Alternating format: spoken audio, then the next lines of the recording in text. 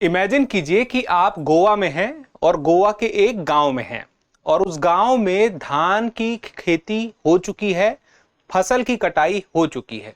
उसके बाद एक मेला लगा हुआ है और उस मेले में आप अचानक से देखते हैं दो सांडों की लड़ाई हो रही है। अगर ऐसा कुछ आप देख पा रहे हैं तो फिर ये है खेल धिरियो। धिरियो एक ऐसा खेल जिस पर प्रतिबंध कुछ सालों पहले लगा दिया गया था, लेकिन फिर से मांग चल रही है कि इसे फिर से शुरू किया जाए। और खेल क्या है? सांडों की लड़ाई का खेल, जिसमें एक सांड विजेता होता है और एक सांड हारता है। तो ये पूरा का पूरा जो मामला है हाल में फिर से चर्चा में आया है। मांग हो रही है कि इस धिरियो खेल को, यानी कि सांडों की लड़ाई के खेल को गोवा में फिर से मान्यता दी जाए। तो आखिर ये मान्यता क्यों नहीं दी जा रही है, इस पर प्रतिबंध क्यों लगाया गया है, और ये खेल एग्जैक्टली क्या है, और ये लोगों में, वहां की परंपरा में, समाज में किस तरह से जुड़ा है, आज हम यही जानने वाले हैं। चलिए सबसे पहले यहीं से शुरुआत करते हैं कि इस मामले को हम अभी हाल में कैसे देखते हैं। गोवा में विधानसभा में कई विधायकों ने मांग की। अब विधायकों ने क्या कहा? उन्होंने कहा कि इसे लीगल कर दिया जाए, प्रतिबंध हटा दिया जाए। तो गोवा के मुख्यमंत्री ने भी कहा कि ठीक है, हम इस पर विचार करेंगे। हम मतलब कि गोवा की सरकार, राज्य सरकार इस पर विचार करेगी। क्यों करेगी? क्यों इन्होंने ऐसा कहा कि इस पर प्रतिबंध हटा दिया जाए? क्योंकि इन्होंने कहा कि यह वहां के समाज से और वहां की परंपरा और संस्कृति से जुड़ा है।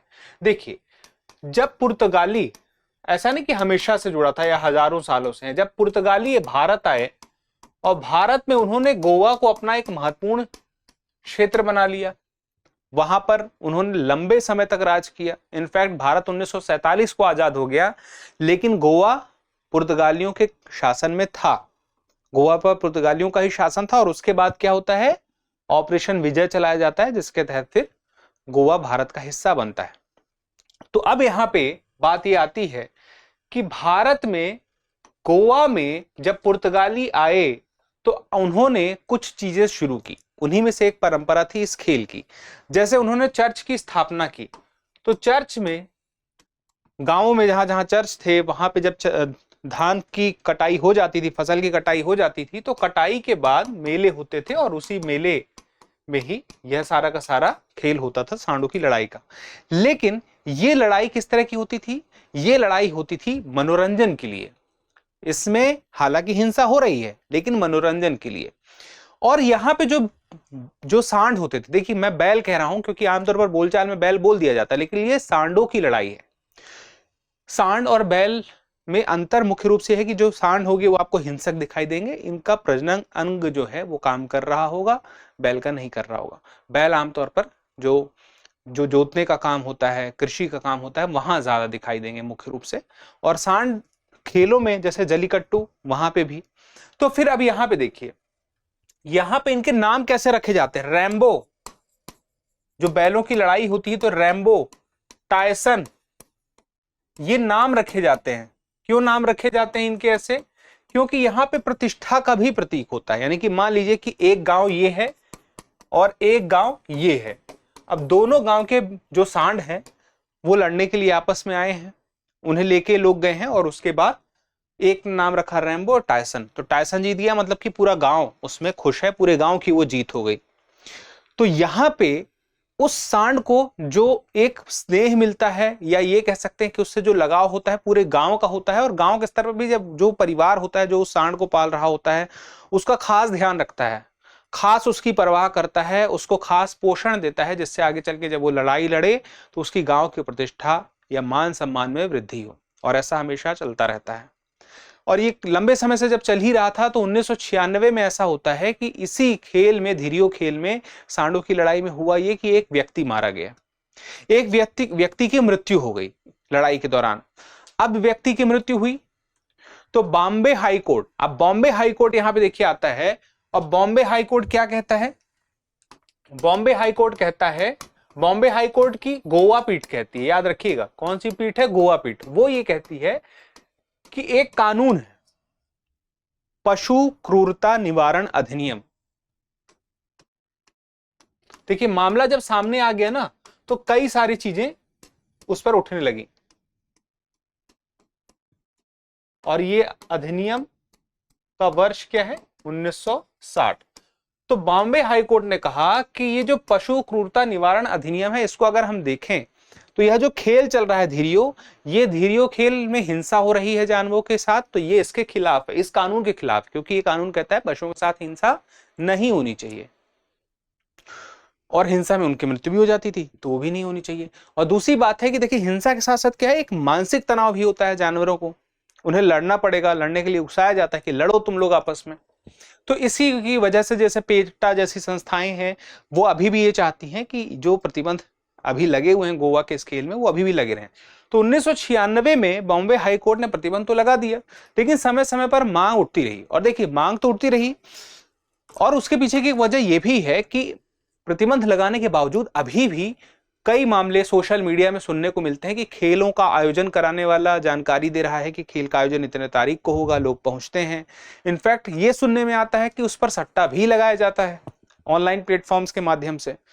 तो कोई चीज अगर प्रतिबंधित है तो अब उस पर विनियमित करना या उसे कंट्रोल करना भी मुश्किल है, उसके लिए नियम बनाना भी मुश्किल है, क्योंकि अब उसको नियम बना के सही तरीके से खिलवाया भी नहीं जा सकता। तो इसलिए भी मांग कई लोग कह रहे हैं, जैसे कि हाल ही में 2023 में क्या हुआ, जलीकट्टू तमिलनाडु में, वहां पर जो सांडों का खेल था उसके लिए सुप्रीम कोर्ट ने उसे एक्सेप्ट कर लिया। कंबाला, जहां धान के खेत में बैलों की जोड़े की रेस होती है, उसको एक्सेप्ट कर लिया। फिर उसके बाद महाराष्ट्र में बैलगाड़ी रेस होती है बैलों की, तो उसे भी एक्सेप्ट कर लिया। 2023 में 3 ऐसे मामले दिखाई देते हैं जहां पे न्यायपालिका स्वीकार कर लेती है कि ठीक है, ये खेल चल सकते हैं। हालांकि उसके लिए भी राज्य सरकारों ने कानून बनाए, उसके लिए नियम बनाए कि कुछ इस तरीके से ही वो चलाए जा सकते हैं। तो अभी यहाँ पे जब उस पर प्रतिबंध लगा गया, तो ये भी कहे जा रहे हैं कि अगर हम कुछ नियम बना दिए जाएं, कुछ कानून बना दिए जाएं, खास तरह से उसे कंट्रोल किया जाए, तो क्यों नहीं चलाया जा सकता। लेकिन फिर पेटा का कहना है कि पशु क्रूरता निवारण अधिनियम 1960, जानवरों को नुकसान होगा तो मत ही लीगल करिए, ऐसे कई संगठन मांग करते हैं जो पशुओं के हित की बात करते हैं। अब इस पशु क्रूरता निवारण अधिनियम में जानवर के साथ हिंसा नहीं होनी चाहिए, ये कानून सिर्फ यहां तक नहीं कि खेलों को रोकने ही, इस कानून को बहुत सीमा तक है कि आप राह चलते किसी जानवर को भी नहीं मार सकते। कोई अपने पालतू जानवर को भी ये सोचे कि मैं खाना ना दूं, इसे मारूं, तो ऐसा पॉसिबल नहीं है। कुछ लोग सोचते हैं हमने पाल लिया तो हम उसे मार सकते हैं, खाना दे सकते हैं, सजा दे सकते हैं, कानून के हिसाब से नहीं है। लेकिन होता यह है कि ये कानून ऐसा है कि इसमें सजा का प्रावधान बहुत भारी सजा का नहीं है। कुछ महीनों की सजा में, बड़ी से बड़ी किसी जानवर के साथ भी कोई क्रूरता कर देगा तो ये कुछ महीनों की ही सजा होगी।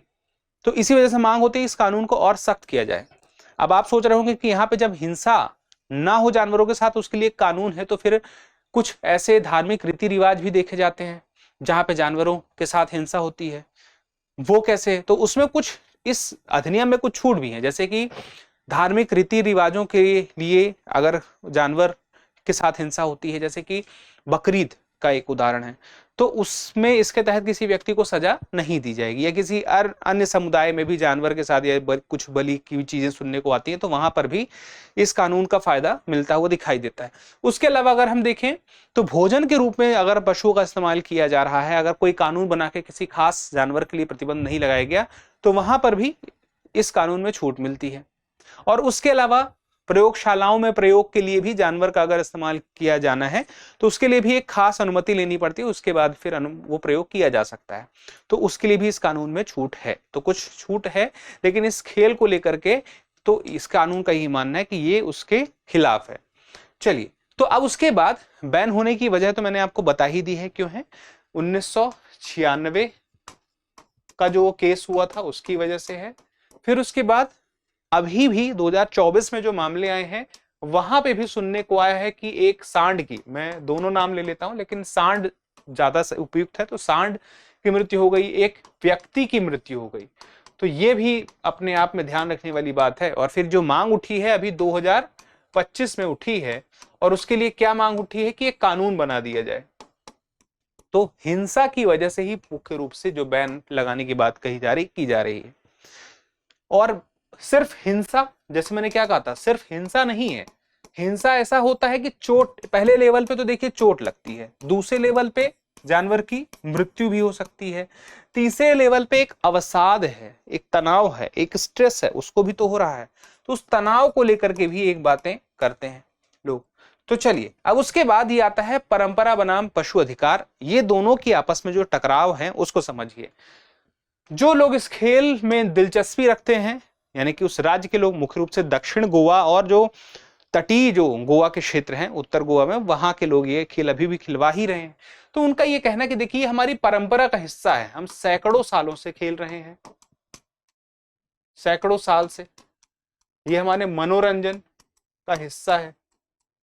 और दूसरी बात ये है, उनका ये कहना है कि इसको अगर हम लंबे समय से कर भी रहे हैं तो इसमें बहुत मामले नहीं आए हैं, ऐसा इनका कहना है। दूसरी बात ये भी है कि अगर ये चल रहा है तो इससे अगर हम इसको लीगल कर दें तो किसान जो हैं उनको आर्थिक लाभ भी हो सकता है, क्योंकि इसको देखने के लिए, पर्यटन के लिए लोग यहाँ पे आ सकते हैं। यानी कि आर्थिक लाभ कैसे होगा? जब लोग पर्यटन के लिए आएंगे और इसको देखने के लिए आएंगे तो आर्थिक लाभ होगा। दूसरी बात यह है कि सरकार को भी इससे फायदा मिलेगा। अब सरकार को क्या लाभ मिलेगा? सरकार का लाभ ये है कि सरकार को राजस्व मिलेगा। लेकिन जो पशु अधिकार की बात करते हैं वो ये कहते हैं कि आपस में जब वो हिंसक तरीके से लड़ेंगे तो चोट कुछ ऐसी रहेंगी जो हमेशा के लिए रहेंगी, कुछ चोट इतनी ज्यादा होंगी कि वाह जीवन नहीं बचेगा। उसके अलावा जो कारण मैंने आपको बनाया वो है। और दूसरी बात उन्होंने ये कहा कि पशु के साथ हिंसा हम अपने मनोरंजन के लिए करें और एक खेल के रूप में, यानी कि हिंसा जो हो रही है उसे खेल के रूप में बढ़ावा देना कितना सही है? तो बढ़ावा देना गलत है, ऐसा पशु अधिकार आयोग का मानना है और प्रतिबंध भी इसी वजह से लगाया भी गया है। अब दोनों के बीच में हालिया स्थिति में क्या चल रही है? मांग चल रही है कानून बनाने की राज्य के स्तर पे। जैसे तमिलनाडु है, कर्नाटक है, महाराष्ट्र है, वहां पे भी राज्यों के स्तर पर कानून बना के इसे नियंत्रित करने का, वहां उनके जो स्थानीय खेल थे बैलों और सांडों के, तो उसे नियंत्रित करने का प्रयास किया गया। यहाँ पे भी इसे कि कानून बना लिया जाए तो नियंत्रित हो जाएगा और ऐसा नियंत्रित हो जाए कि उसमें ध्यान रखा जाए कि जानवर की मृत्यु ना हो, क्योंकि ये खेल वैसा है भी नहीं। अगर इस खेल की हम पृष्ठभूमि भी जाएं, सैकड़ों साल का इस खेल का चूंकि इतिहास है, तो वहां पे ये नहीं कि दो सांडों की जब लड़ाई होती है तो उसमें एक सांड दूसरे सांड को जान से मार देगा तभी एक विजेता होगा। यानी कि जब लड़ाई हुई तो एक ने एक को जब पछाड़ दिया तो पछाड़ने के साथ ही वह विजेता हो गया, दूसरा वाला हार गया। तो मृत्यु तक वह लड़ाई नहीं जाती है, लेकिन कभी स्थिति बहुत बुरी हो जाती तब। तो वही बात की गई, कानून बना के पहली बात तो नियंत्रित किया जाए। दूसरी बात है जब नियंत्रित किया जाएगा खेल को तो कुछ नियम भी बनाए जाएंगे। नियम बनाए जाएंगे तो नियम का पालन करवाने के लिए कुछ लोग भी होंगे, कोई व्यवस्था भी बनेगी। और दूसरी बात है जैसे कोई सट्टेबाजी जैसी चीजें हो रही हैं उस पर भी लगाम लगाई जा सकेगी, उसे कंट्रोल किया जा सकेगा। क्योंकि अभी कंट्रोल इसलिए नहीं किया जाता क्योंकि अपने आप में पूरा खेल ही लीगल नहीं है। तो अब जब व्यवस्था बन जाएगी, नियंत्रित तरीके से कानून बना के इसे चलाया जा सकेगा तो सट्टेबाजी को भी रोका जा सकेगा। दूसरी बात यह है कि वही बात की सरकार का भी इसमें लाभ दिखाई देता है, राजस्व का लाभ दिखता है, तो वो राजस्व प्राप्ति भी उसकी संभव हो पाएगी। और दूसरी बात है कि एक समाज है, उसकी अपनी एक संस्कृति है और उसकी अपनी संस्कृति के साथ हम कह सकते हैं संस्कृति है इसीलिए उसकी एक परंपरा है, तो उस परंपरा को आगे जारी रखना चाहता है। और चूंकि बाकी राज्यों में हम देखें, कुछ राज्यों के उदाहरण हमें 2023 के दिखते हैं कि वहां पे धीरे धीरे अब चीजें सामान्य हो गई हैं, वहां के खेल वापस से शुरू हो गए हैं। लेकिन इसमें भी कुछ सुझाव दिए जा सकते हैं कि उसके स्वरूप को अगर बदल दिया जाए तो भी हो सकता है। तो निष्कर्ष के तौर पर तो बात ये समझ जाइए कि वहां के लोग अपनी परंपरा के साथ जुड़े रहकर इस खेल को चलाए रखना चाहते हैं। जो उनके द्वारा चुने गए प्रतिनिधि हैं वो भी यही मांग कर रहे हैं। तो जो उनकी मांग हो रही है, उनकी अपनी एक मांग है और उस मांग को पूरा करने के लिए एक प्रक्रिया है और वो प्रक्रिया कुछ राज्यों में अपनाई जा सकी है। जलीकट्टू सांडों की लेकर के भी वो अपने आप में एक खेल है, और बाकी जैसे कंबाला और जैसे मैंने कहा महाराष्ट्र में बैलगाड़ी का रेस। और उन्होंने जो किया था वो ये भी कर सकते हैं, ये व्यवस्था दिखाई देती है। तो आगे हमें किन बातों का ध्यान रखना होगा? पहला कि कानून और परंपरा में संतुलन बनाना होगा, जिसके लिए नियंत्रण लाना पड़ेगा कि क्या इस खेल के दौरान नहीं हो सकता है और क्या हो सकता है। दूसरे बाद क्रूरता कम करने के उपाय देखने होंगे, जैसे सींग जो होती है उनकी, अब उनकी सींग के लिए कुछ कवर करने वाली चीज हो जाए कि उनकी सींगों को नुकसान ना पहुंचे, और सींगों को इस तरह से कवर कर दिया जाए कि वो नुकीले ना रह जाएं कि सामने वाले जानवर को खास तरह से नुकसान पहुंचाएं। नियंत्रण एवं वैकल्पिक रूप, जैसे कि इस खेल को इस तरह से जाहिर कर दिया जाए कि शक्ति का प्रदर्शन, लड़ाई कर रहे हैं, लड़ाई में शक्ति का ही प्रदर्शन हो रहा है कि एक जानवर कितनी ज्यादा शक्तिशाली है दूसरे की तुलना में, तो शक्ति के प्रदर्शन का कोई और तरीका, दूसरा तरीका क्या हो सकता है, ये देखा जाना चाहिए कि लड़ाई करने के बिना ही शक्ति प्रदर्शन कैसे हो सकता है। दूसरा बात कि पर्यटन के साथ इसे जोड़ दिया जाएगा तो किसानों का लाभ होगा ही, जो अभी तक नहीं हो रहा था, पहले भी नहीं हुआ था, वो अब कर सकते हैं। और चूंकि इसमें हिंसा जुड़ी है, लोगों के लिए भी थोड़ा सा खतरा रहता है इस खेल के आसपास जो लोग मौजूद रहते हैं, तो उसके लिए भी जागरूकता लाई जाए, सावधानी बरती जाए, और जो कानून इसके लिए बनाया जाए अगर भविष्य में, तो उसका पालन किया जाए। कानून बना नहीं है, इस पर सरकार विचार कर रही है, भविष्य में कोई अपडेट होगा तो हम आपको जरूर बताएंगे, लेकिन आपको पता होना चाहिए। चलिए, तो अब तो ये सारी की सारी बातें थी, हो गई। अब मेरा आपसे छोटा सा सवाल है, सवाल ये है, धीरियो जो सांड की लड़ाई का खेल है वह किस राज्य से संबंधित है? कितना छोटा सा साधारण सा सवाल है। चलिए, ऑप्शन आपका है क्या? तमिलनाडु, बी कर्नाटक, सी गोवा और डी महाराष्ट्र। बताइए, कमेंट करके जवाब दीजिए, क्योंकि जब आप जवाब देते हैं तो हमें और बेहतर करने की प्रेरणा मिलती है। मिलेंगे अगले एपिसोड में, तब तक के लिए क्या करना है? स्वस्थ रहना है, मस्त रहना है, पढ़ते रहना है। धन्यवाद। डियर व्यूअर्स, अपने एग्जाम की तैयारी को और बेहतर करने के लिए हमारे चैनल को लाइक, शेयर और सब्सक्राइब करना न भूलें।